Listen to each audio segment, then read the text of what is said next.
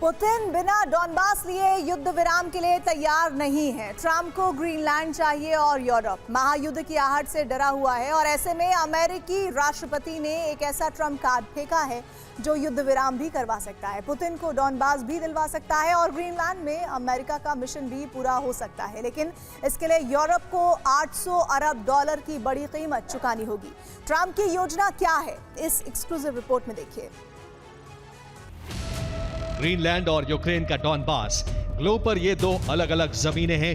दोनों के बीच की हवाई दूरी 4500 किलोमीटर है, लेकिन ट्रंप ने इन दोनों जमीनों का सौदा कर दिया है। ट्रंप ग्रीनलैंड फॉर्मूले से पुतिन को डॉनबास दिलवाने वाले हैं। इसके बदले यूक्रेन को 800 अरब डॉलर की आर्थिक और सैन्य सुरक्षा की गारंटी मिल सकती है और ट्रंप को ग्रीनलैंड पर कब्जा किए बिना डॉनबास के बराबर की ही जमीन का पूरा नियंत्रण हासिल हो जाएगा। 23 जनवरी 2026 नोक हवाई अड्डा, ग्रीनलैंड।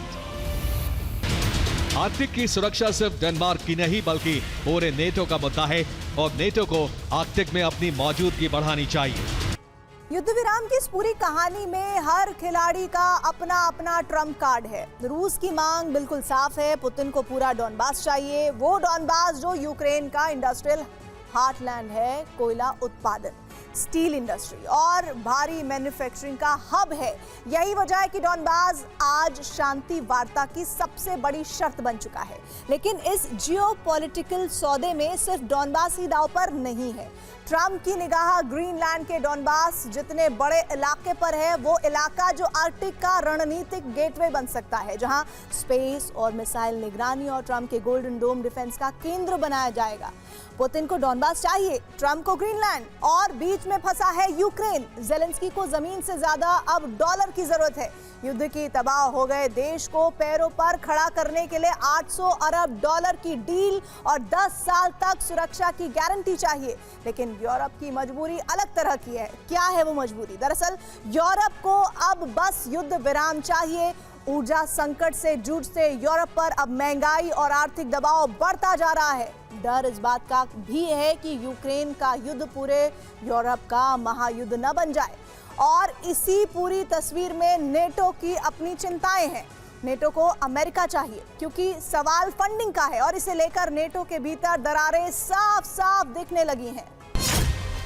पुतिन साफ कह चुके हैं, डॉनबास के बिना कोई शांति समझौता नहीं हो सकता।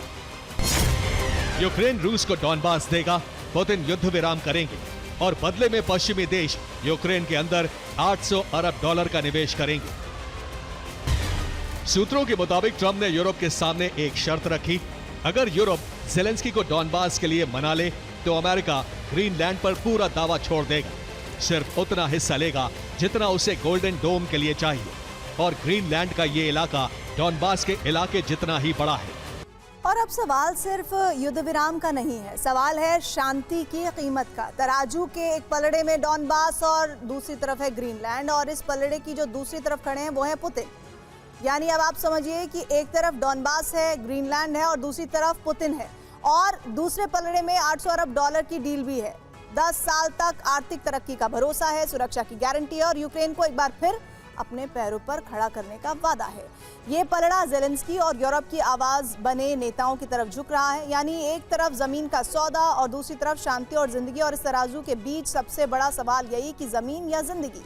क्या डॉनबास छोड़कर शांति खरीदी जाएगी या फिर जमीन बचाने के लिए जंग लंबी चलेगी? शांति की इस डील में कीमत तय होनी अभी बाकी है।